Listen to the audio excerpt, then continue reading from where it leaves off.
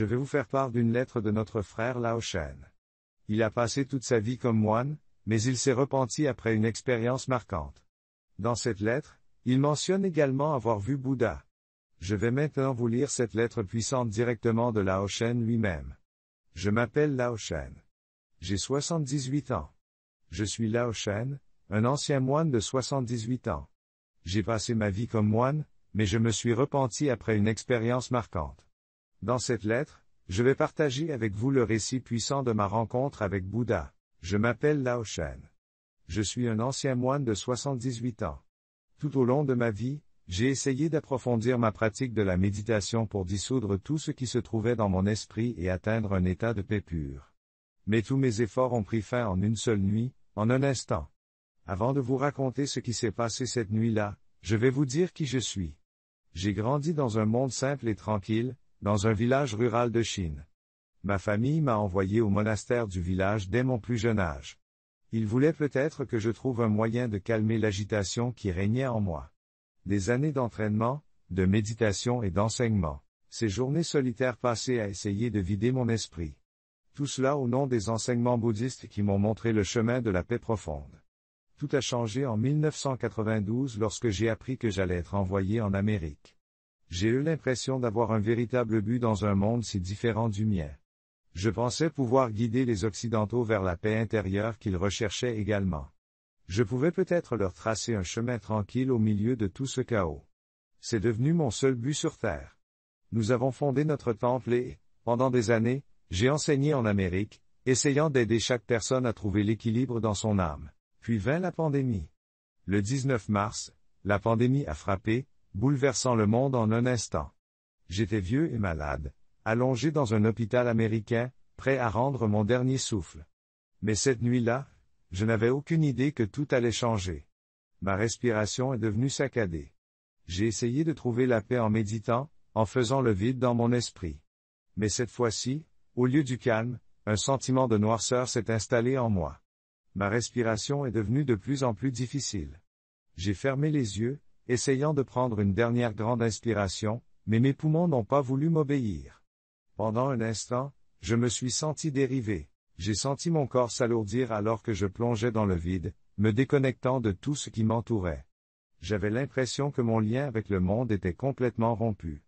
J'ai essayé de faire le vide dans mon esprit, mais j'ai eu beau faire, je n'ai pas trouvé la paix en moi, je n'ai ressenti qu'une peur et un inconnu de plus en plus profond. Lorsque j'ai ouvert les yeux, j'étais ailleurs. Cet endroit ne ressemblait à rien de ce que j'avais vu. J'étais entouré d'une obscurité sans fin, sans lumière, sans bruit, sans mouvement, juste le vide. Mais ce n'était pas une obscurité que l'on peut imaginer à moins de l'avoir expérimentée. C'était une illusion, un piège de mon esprit. Lorsque j'ai essayé de faire un pas, j'ai senti les ténèbres m'entourer, s'accrocher lourdement à mon corps. La peur s'est infiltrée dans mes os. Ce silence ne ressemblait à aucun de ceux que j'avais connus. Il me transperçait l'âme. J'ai ressenti un vide terrifiant. Je pensais que ma méditation m'avait calmé et que j'avais appris à résister à la douleur, même au feu. Mais ici, aucun des avantages de la méditation n'avait d'importance. Pour la première fois, je me suis senti totalement impuissante. J'ai commencé à entendre de faibles cris, mais ils se sont rapprochés. J'ai entendu les cris de personnes tourmentées. Je voulais m'enfuir, mais mon corps était raide comme s'il était ancré sur place. J'ai vu des rivières de feu et des lacs remplis d'ossements. La peur m'entourait comme un tourbillon et je voulais m'enfuir. J'ai essayé de faire un pas en avant, mais chaque pas me semblait lié par des chaînes invisibles. Chaque fois que j'essayais d'avancer, quelque chose me ramenait à la gravité de cet endroit. Tout ici était oppressant, un poids m'écrasait. Des voix minces et rauques ont commencé à résonner autour de moi. Ces sons ne venaient de nulle part. J'étais entouré de ténèbres. Elles semblaient me parler. Les sons se rapprochaient de plus en plus, mais je ne pouvais pas les voir. Ils essayaient d'extirper jusqu'à la dernière parcelle de peur en moi.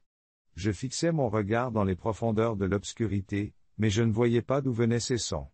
Je ne trouvais pas le moindre réconfort. Les ombres s'épaississaient autour de moi, me rendant immobile. Mes pieds étaient ancrés au sol, comme si la terre elle-même me tirait vers le bas. J'étais entouré d'ombres qui s'enfonçaient dans les recoins les plus profonds de mon esprit. Mon corps, comme s'il se confondait avec ces ténèbres, était figé. J'avais perdu tout contrôle alors que les ombres m'encerclaient, chuchotant dans des tons froids. Un frisson me parcourut l'esprit. Les voix qui émergeaient des ténèbres faisaient écho à des souvenirs et à des regrets que j'avais enfouis dans le silence pendant des années. Chaque son frappait profondément, comme une douleur qui résonnait dans mon âme. À chaque pas, une vague de douleur m'envahissait. Les ombres laissaient une empreinte à chaque contact, pesant non seulement sur mon corps mais aussi sur les non-dits. J'avais accumulé un fardeau émotionnel et j'étais piégé dans les ombres. Une obscurité écrasante et oppressante me clouait au sol. Les ombres me confrontaient à tous les souvenirs que j'avais refoulés, à tous les regrets qui résonnaient dans les recoins les plus profonds de mon âme. La douleur était plus qu'une torture physique. C'était une agonie qui ouvrait des plaies dans mon âme, convoquant les fantômes de mon passé. Pendant des années, j'ai cru trouver le calme grâce à la méditation, mais ce silence était tout à fait différent. Après toutes ces années de recherche de la paix intérieure, j'ai réalisé que rien de ce que j'avais appris ne signifiait quoi que ce soit dans l'obscurité qui m'engloutissait. J'ai attendu que les enseignements bouddhistes me protègent, mais cela n'a servi à rien. Les connaissances que j'avais acquises au monastère n'avaient aucun pouvoir dans ce vide. Les ombres se rapprochaient, leur chuchotement élargissait le vide dans mon esprit alors que tout semblait perdre son sens. Une peur profonde monta en moi. Ce long voyage intérieur n'avait pas conduit à la paix, mais à un désespoir plus sombre et plus profond. Au milieu de l'obscurité et de l'isolement, je me suis demandé qui j'étais et comment j'en étais arrivé là. Ces entités comprimaient mon corps et mon âme. Elles me rappelaient tout ce que j'avais fait. Soudain, j'ai remarqué un mouvement parmi ces êtres. Les ténèbres ont vacillé, puis m'ont saisi avec une force étrange. Mes pieds se sont détachés du sol et j'ai perdu le contrôle de mon corps. Ces entités m'entraînèrent dans des ténèbres de plus en plus profondes. Chaque pas en avant augmentait la peur en moi, comme si on me conduisait au jugement. Enfin, une énorme statue est apparue devant moi. Je plissai les yeux pour distinguer la figure, qui était à la fois familière et terrifiante. Elle était rouge et dégageait une chaleur intense. En m'approchant, j'ai vu qu'il s'agissait d'une statue de Bouddha. En son centre était assis un homme à l'aspect abîmé, mais qui ressemblait à la statue. Je me suis rendu compte que le visage devant moi était celui de Bouddha, mais ce n'était pas la figure paisible que nous connaissons tous. Son expression était froide et sans émotion. Je me sentais vide de sens.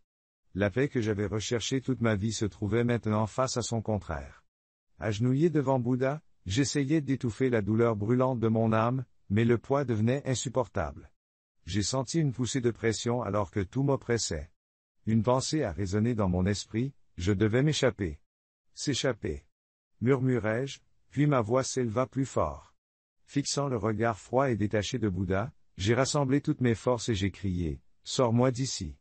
Mes mots ont résonné. J'avais les idées claires, je devais m'échapper. S'échapper. Me suis-je murmuré? Puis j'ai parlé plus fort. Fixant le regard froid et détaché de Bouddha, j'ai rassemblé toutes mes forces et j'ai crié, « Sortez-moi d'ici !» Mes mots résonnèrent dans l'air. Les entités obscures semblèrent reculer momentanément, mais le sentiment d'effroi qui m'entourait persistait. Je luttais pour rester debout. Chaque pas me donnait l'impression que la gravité elle-même me tirait en arrière en m'amenant dans cet endroit. Mon corps se sentait lourd, presque enchaîné à ce royaume. Pourtant, une voix au fond de moi était certaine que je ne resterais pas ici. À chaque cri, les ombres qui m'entouraient se retiraient et les silhouettes sombres reculaient. Tout mon être était secoué par la rébellion et le désir de me libérer. Le visage froid et sans expression de Bouddha me hantait, tout comme le silence écrasant et le vide. Alors que j'étais sur le point d'abandonner, une lumière aveuglante est apparue. J'ai plissé les yeux vers la source de la lumière et j'ai ressenti un sentiment écrasant de paix et de familiarité émanant de la figure qui se trouvait devant moi. De cette lumière émergeait un Jésus doux, au visage calme et compatissant. Il a apaisé toute la peur et le désespoir qui m'habitaient. J'ai remarqué que les entités sombres s'éloignaient, disparaissant dans la peur. La voix de Jésus était douce mais puissante. Il s'est adressé directement à mon âme. Il a dit, « Je peux apporter la paix à ton âme fatiguée. Tourne-toi vers moi. » J'ai trouvé une lueur d'espoir au milieu de mon désespoir. Comment est-ce possible? Ai-je demandé, en m'émerveillant de la figure qui se présentait à moi. J'ai ressenti une paix que j'avais cherchée toute ma vie à travers la méditation. Jésus m'a regardé dans les yeux et a récité des paroles de la Bible. Il a dit, « Vous tous qui êtes fatigués et chargés, je vous donnerai du repos. » Ces paroles m'ont fait l'effet d'un poids. J'ai senti une étincelle d'espoir dans mon âme. Il a poursuivi, Dieu a tant aimé le monde qu'il a donné son Fils unique, afin que quiconque croit en lui ne se perde pas, mais ait la vie éternelle. J'ai commencé à comprendre le sens profond de ces mots.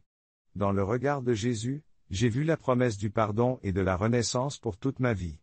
J'avais cherché le bon chemin, mais ici, j'ai enfin trouvé la vraie paix. Les derniers mots que Jésus m'a adressés ont effacé toute la douleur. Il a dit, « Je vous laisse ma paix. Je vous donne ma paix. Je ne vous la donne pas comme le monde la donne. Que vos cœurs ne se troublent pas et n'ayez pas peur. » À ce moment-là, j'ai tendu la main vers Jésus. L'obscurité s'est transformée en lumière et j'ai enfin ressenti la chaleur de la paix, du pardon et du renouveau en moi. Ce morceau était plus réel et plus profond que toutes les années de méditation que j'avais endurées. Je n'avais jamais pratiqué. J'ai ouvert les yeux dans la chambre d'hôpital. Les images de cette obscurité et de ces scènes terrifiantes résonnaient encore dans les profondeurs de mon esprit, même si une partie de moi luttait pour croire qu'elles avaient pu être réelles. Dans la faible lumière de la chambre, j'ai regardé autour de moi, essayant de me sortir de cette expérience horrifiante. Tout, les ombres sombres, l'expression froide du Bouddha, la voix de Jésus, avaient laissé une impression fugace et onirique. Je suis resté allongé dans mon lit pendant un moment, les idées floues. J'ai considéré que tout cela n'était qu'une illusion de mon esprit. Je ne sais pas si c'est une illusion provoquée par mon corps affaibli ou un simple rêve, mais un malaise persiste en moi. Soudain, la porte s'ouvre et une jeune infirmière entre. Elle avait un sourire chaleureux et un petit livre à la main. Elle s'est approchée de mon chevet et m'a dit, « Monsieur Chen, comment allez-vous? Vous avez dormi longtemps. » Son ton amical m'a réconforté et j'ai eu envie de lui raconter ce que j'avais vécu. J'ai hoché la tête et j'ai dit, « Je crois que j'ai fait des rêves. » L'infirmière m'a regardé. La femme m'a tendu une petite Bible reliée en cuir avec un sourire, en disant, « J'ai un cadeau pour vous. » J'ai accepté le livre avec gratitude, mais mon regard s'est attardé sur lui. Après toutes ces années passées à tenir des textes et des enseignements bouddhistes, tenir une Bible me paraissait étrange. L'infirmière a dû remarquer ma surprise, car elle m'a dit, « J'ai vu ce livre apporter la paix à de nombreuses personnes. Si vous voulez l'essayer, vous pourriez y trouver une réponse. » Après son départ, je me suis assis avec le livre, l'esprit envahi de pensées. Ce que j'avais vu et vécu me semblait être plus qu'un rêve, mais je devais m'en assurer. J'ai ouvert le livre et commencé à le feuilleter. Un mélange de curiosité et de malaise m'envahit. J'ai ressenti un étrange attrait, comme si la lumière que j'avais rencontrée dans cet endroit sombre m'appelait à nouveau. J'ai parcouru les pages et mes yeux se sont posés sur un verset qui a touché une corde sensible en moi. « Venez à moi, vous tous qui êtes fatigués et chargés, et je vous donnerai du repos. » Matthieu 11, je me suis arrêté soudainement, stupéfaite. Je n'avais jamais lu ce verset auparavant, mais il me semblait familier. Je me souvenais que Jésus m'avait dit ces mots dans ma vision, et pourtant je tenais ce livre pour la première fois. Comment est-ce possible? C'était vraiment un message, un chemin qui m'appelait. Ces mots étaient censés lever les lourds fardeaux que je portais depuis des années. Au fur et à mesure que je lisais, chaque ligne touchait une partie différente de mon âme, guérissant doucement de vieilles blessures qui n'avaient pas été traitées depuis longtemps. Un passage m'a particulièrement frappé, la souffrance de Jésus sur la croix était indéniable. Chacune de ces lignes, chacun de ces mots, parlait de sacrifice et d'amour. Sa souffrance était un pont qui me tendait les bras. En regardant ces sacrifices, un profond sentiment de regret et un désir de purification ont surgi en moi. Pendant toute ma vie, j'ai cherché la paix et le calme. Mais maintenant, à la fin de ce long voyage, je savais que la véritable paix ne pouvait être trouvée que par l'intermédiaire d'une puissance supérieure. Plus je lisais, plus la voix en moi devenait forte, silencieuse mais puissante. De tout ce que j'avais vécu, des ténèbres terrifiantes et des horreurs que j'avais vues, j'ai ressenti un besoin. Je me suis repenti de tout ce que j'avais évité, supprimé ou dissimulé tout au long de ma vie. En réfléchissant au chemin que j'avais emprunté à la recherche de la paix et aux erreurs que j'avais commises, le remords qui m'habitait s'est accentué. À ce moment-là, j'ai joint les mains. Un sentiment d'urgence m'a envahi face à la prise de conscience que mes actions et mes choix m'avaient égaré. J'avais désespérément besoin d'une absolution. Avec une ferme résolution, j'ai fermé les yeux et j'ai dit à haute voix, « Jésus, si tu es vraiment ici, j'ai besoin de ton pardon. » Je me suis égaré et j'ai cherché le réconfort au mauvais endroit. Guide-moi, car je sais que je me suis éloigné du chemin dans lequel je cherchais le réconfort. J'ai dit à Jésus, « Je veux déposer devant toi tout le poids que j'ai porté. » Ce n'est pas seulement la libération d'un rêve ou d'une croyance. Il s'agit d'une véritable connexion et d'un désir de pardon. Je le sens dans mon cœur. J'ai repris la Bible. En feuilletant les pages, la lumière de ma foi en Jésus a grandi en moi. C'est la vraie paix que j'ai cherchée toute ma vie. Maintenant, dans les pages de ce livre sacré et dans les paroles de Jésus, j'ai trouvé une lumière qui se répand au plus profond de mon âme, chassant peu à peu toutes les ténèbres et la peur en moi. Merci d'avoir lu ce livre.